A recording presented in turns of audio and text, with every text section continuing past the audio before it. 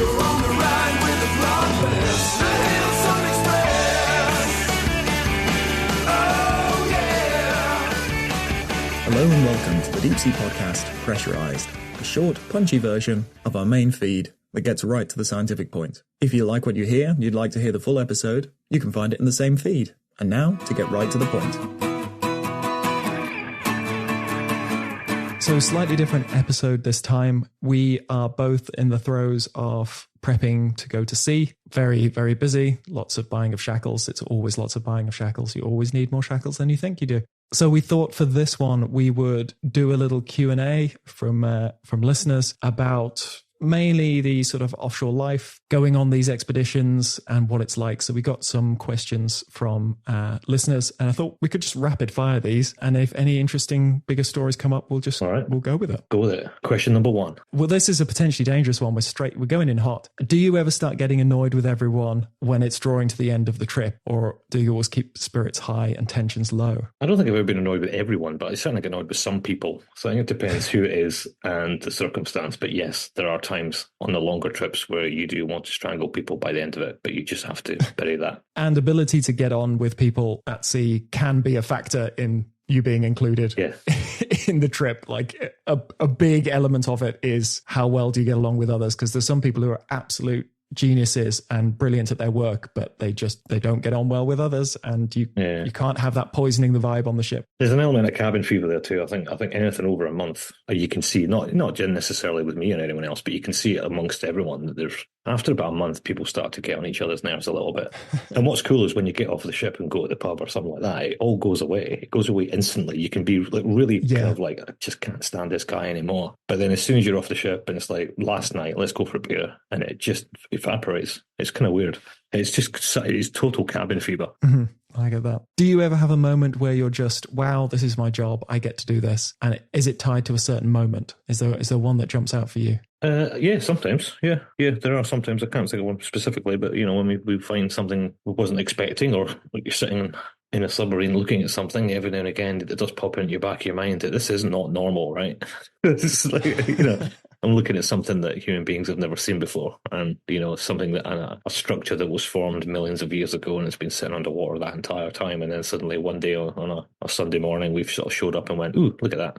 So there are little moments where you think that is pretty cool. What about you? No, definitely. There's been a few, but I try and keep stock of that. I try not to let it get too normal, because we are really lucky to do what we do and see the things we do. It was a story I told recently on that other show, was the ethereal. I just think that was such a cool story, because it was just the three of us up at 3 a.m, absolutely exhausted from the day, and then just to get someone wheel back their chair and just go, check out this fish. Yeah. That was a really good one. Oh, and then the flip side, have you ever had days or specific trips that have made you close to never going out again? I think we've all had those. Probably not so much recently. I think there was a period of time around 2005, 2006, or something like that I was doing a lot of trips on lots of different vessels, doing lots of different things, and I remember once going from a trawler in the North Sea, coming back to the house for like 24 hours, jumping on a plane, going to Malta, joining a German ship, spending a month going around the Mediterranean, doing really crazy hours, and then flying home, waiting 2 days, and then flying to South Africa, and then doing this crazy trip down to the Southern Ocean that lasted like 6 or 7 weeks. And I think that was before I had family and stuff like that. But I think there were times where it was probably pushing it a bit too hard, and you're just like, what am I doing? And that's an amazing opportunity, but that burns you out. Yeah, even when you're sort of younger and stuff like that, there comes a point where I just want to just slow down a bit. It's not so much the cruise itself. I think it's just the travelling and the sort of getting your mind from a bunch of Germans doing CDT profiles, and then you're a bunch of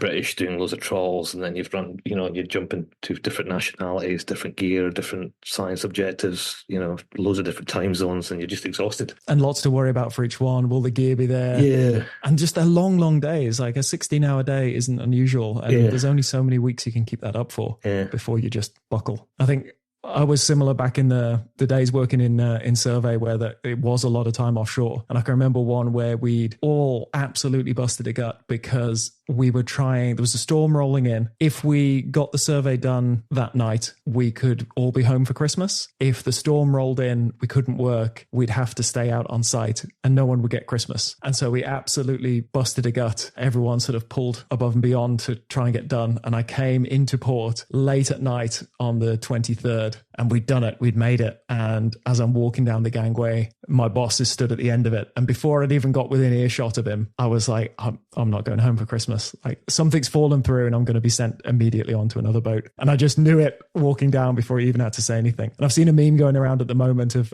say, people in the military or the Navy being served a really nice meal and how everyone is like, oh no. Because that's the meal you get before you're deployed or before you get bad news or you're going to be out there for longer. And that's how it felt just walking down the gangway. And I was just like, oh, no, I'm not going home. Are the rooms/bunks assigned or is it first in, best dressed? They are very much assigned usually. It's assigned. You don't normally get a choice in that, and it's assigned based on number of people versus if they're shared. If they're shared, then it's male-female ratios. There's other things to consider, like it's quite nice sometimes if you're doing a back-to-back with someone, so someone's doing a 12-hour shift, and if you're bunking up in the same cabin as someone who's doing the same job as you, it means the agreement is for 12 hours a day the cabin's yours, and for the other 12 hours a day the cabin's someone else's. They're better ones, and so it's normally the ship that decides how to allocate stuff like that. So you don't really get a say. You can, if you've been on the same ship a lot, you can probably wrangle a slightly better deal. And you can always bribe people as well. Bribing is an option.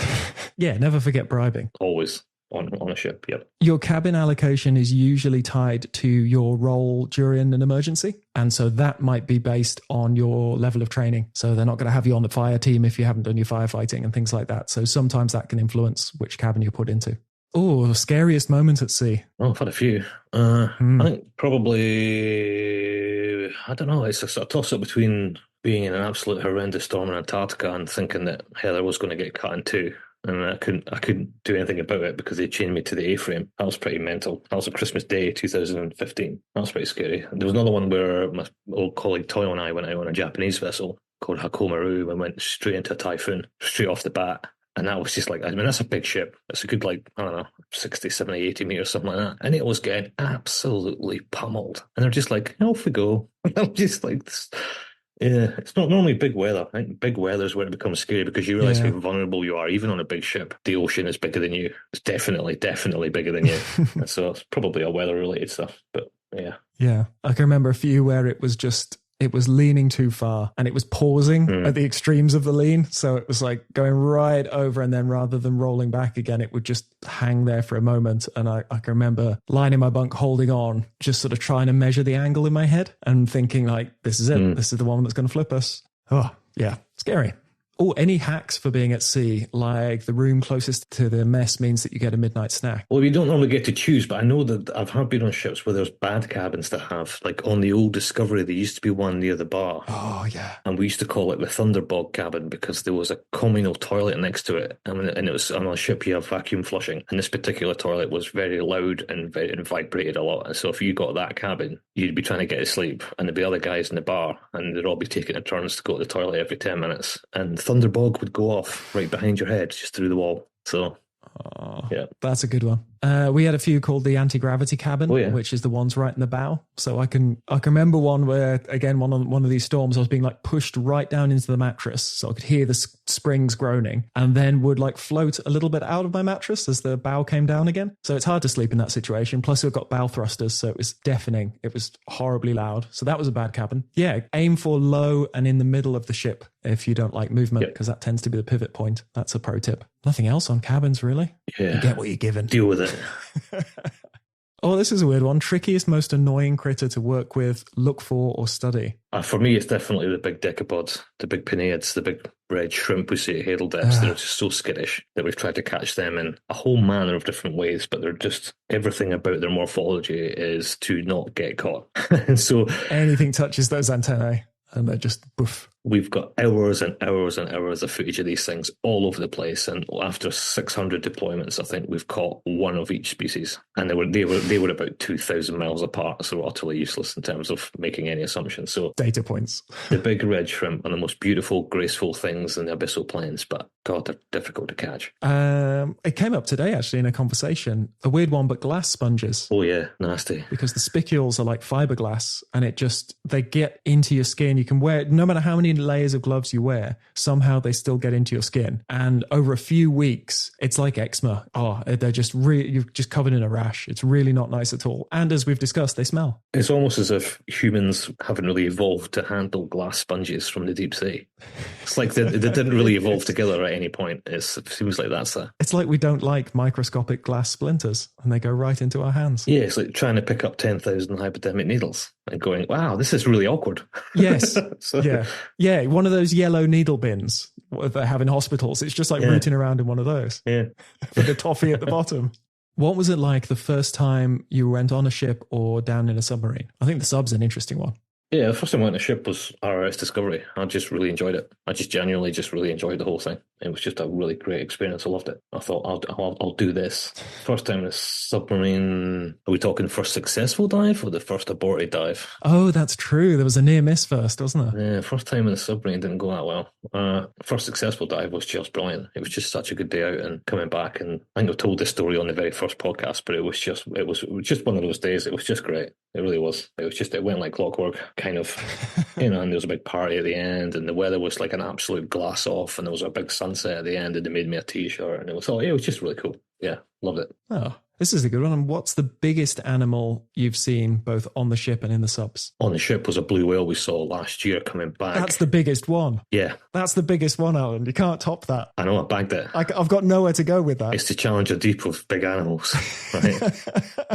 That's what they say. That's what it says in the book. We were on a privately owned yacht, and we had just come back from doing the Diamantina fracture zone coming into Perth, and we were told to watch out for pygmy blue whales and all this kind of stuff because it's a sanctuary, a protected area and so on. And we're up there doing our due diligence to make sure we didn't ram any whales, and this was not a pygmy blue whale. Quite the opposite, my friend. Quite the opposite. This was absolutely enormous. I've seen them before, but always at a distance, right? You don't really get a sense of scale, but this one was pretty close. And it was just like, wow, that was just absolutely enormous. Like, it's so big it doesn't make sense. Well, you know what I mean? It's just like, that didn't grow. Like, someone's made that. That's a prop. That's not real. Yeah. That was really quite something special. In the sub, probably just a big cuskeel. You don't have real big stuff down deep. There's an optimum size. Everything sort of gets to that 1.5 meters. Yeah. Actually, that reminds me of a couple of stories since we're doing a stories one. I was offshore with an engineer who it was his first time. He'd like transferred. It was like his first time going offshore, or like an early time going offshore. And as we're heading out of port, some common dolphins are bow riding. Mm-hmm. And he'd had quite a tough background and he didn't quite know how to process that. And the only way he could sort of sum it up was he just genuinely asked me, are those real? It just couldn't believe it. Like, I don't know what the alternative was. I don't know how I would have faked that. But he just was so overwhelmed by the moment, he couldn't believe it was real. You could have just told them they weren't and they were robotic, and it's part of the sample design. Yeah. Or it's like when you get a plastic owl to scare off pigeons, so we just have plastic dolphins on our bow. Yeah, to scare off the flying fish. Yeah. So don't chip the pin. Talking about things they do and don't like, the common dolphins really liked this one piece of equipment we used to use called a boomer, which basically was yellow and dolphin shaped. And these are the dolphins with the flash of yellow down their side, the hourglass shape. And apparently that was very, very sexy to them. So they'd all be flirting with this piece of toad gear. So that was fun. But yeah, for the biggest animal, nowhere near yours, but one of the sort of magical ones were pilot whales, which are really just big dolphins, but they're quite curious. And we were holding station to lower a CTD, I think it was, and they do this thing called spy hopping. And a few different animals do this, where they sort of bob straight up out of the water to get a look at you, basically, or to orientate themselves, because they can have a little 360 twirl and come around. And they just made eye contact with this pod, and they were really quite big, or at least in my memory, they're really quite big. And they're just standing out the water like the monolith from 2001. Just these huge black animals rising out of the sea and making eye contact with us, and are sort of like, what the hell are you doing here? This is our area. But they seemed just sort of curious, but yeah, they hung around for a while. That was a cool one. What's it like getting to connect with all these specialized scientists and interviewing them? I'd say that's probably why we started the show. because we talked to a lot of people on these trips, and we were just like, you are really cool, and nobody even knows what it is you study, or the general public don't, and they have a right to be as interested as we are. Yeah, no, I agree. I think there's a lot of the way in which deep sea science is presented. We rant about this all the time, the way it's presented in the media and stuff like that. There's a certain narrative which is becoming really boring. But when you actually work with a lot of these people, you're like, it shouldn't be boring. There's no way this should be, or not necessarily boring, but just really predictable. And there's way more interesting stuff going on. And there's all these, people who don't necessarily get a voice to do it. And I think that's what the reason why we really started it is to get all these interesting people that come our way and just chat about it rather than making some sort of big bold statement about what ultimately always becomes knowing more about the moon and ocean conservation. Are there any specific news feeds to keep up on to hear more news about the deep sea? This is the tricky thing, because this is why we started this, because there aren't many. Yeah. I think the Dosey newsletter is really good. Yeah. We've mentioned that a few times, so that's a great angle for deep sea news. There is a few of the live streaming streams. There is a Discord called Dive Stream Oceanographic, I think it is. We've mentioned these previously, and we'll try and put the links in the show. They're all really good for experiencing sort of deep sea science as it's happening. Yeah, it's difficult because we started this because we worried that people who had a genuine interest couldn't find the good and factual stuff in amongst all the aliens and monsters and nonsense. Yeah. And we try and tweet. We're not very good at it, but both me and Alan try and tweet when we can. Oh, I've given up. Oh, have you? Are you off it? Yeah, I just couldn't be bothered. I don't know. I just wasn't in the mood. I'm losing my mojo. I was an internet sensation for about a day. Oh, did you ever have second thoughts about entering a deep sea sub? No. I know you're quite adamant on this one. No, never. If you're second guessing it or worried, you shouldn't be getting in it. That's the rules. Nobody gets in it if you don't want to get in it. Yeah, no one's forcing anyone. No. I can understand people get nervous, and I wouldn't class it necessarily as being nervous. It's probably more sort of slightly anxious to do with the ceremony of it all. It's not the safety of it in any way, shape, or form. But when you get all tooled up in your gear and everything else, and you're sat under the air conditioning waiting to get the nod to come out and walk across the deck and get in the sub, it's a kind of like it's like a waiting game. You've got 10 minutes to sort of pace. And it's that, I wouldn't say it's even nervous or even anxiety or whatever it is. It's just kind of like this, you're sort of psyching yourself up a little bit and you're sort of walking around in circles, and then you hear on over the radio saying, okay, ready for passengers. And then you walk out and you go in, and then you're just doing what you need to do. So I don't think you really have time to think about it. Just get in it and go. It would be, I can't pee for the next 12 hours. That's what would be making me anxious. I'm fine unless somebody tells me I can't. Doesn't bother me. There's a secret knack to that, though, isn't there? What was it? A cup of tea and a hot shower? Well, the old guys talk about having, you go for a wee in the hottest shower you can handle, and then that'll give you a good 12 hours. Wow. Yeah. Okay. Worth knowing. Yeah. Do you have a favourite area of the world to be in on a boat, and why? I don't know. It's kind of all the same. Surely Antarctica. I know you were quite moved by that one. It's one of the few places where there's stuff at the top. Yes and no. No, it's nice. It's nice when you get the opportunity to come in close to the shore and you can see things like, icebergs and penguins and all that kind of stuff. But certainly out in the open Southern Ocean, it's horrendous. It's an awful place. It's a desert, I described it as. It's just terrifying. It's like if I left this little life pod, I would not survive very long at all. So it's humbling. Yeah. What's weird is that each ocean has a different colour, right? When you're in Antarctica, the water looks black. It looks very, very dark grey. If you're in the Pacific, it has a very, really specific colour of light blue.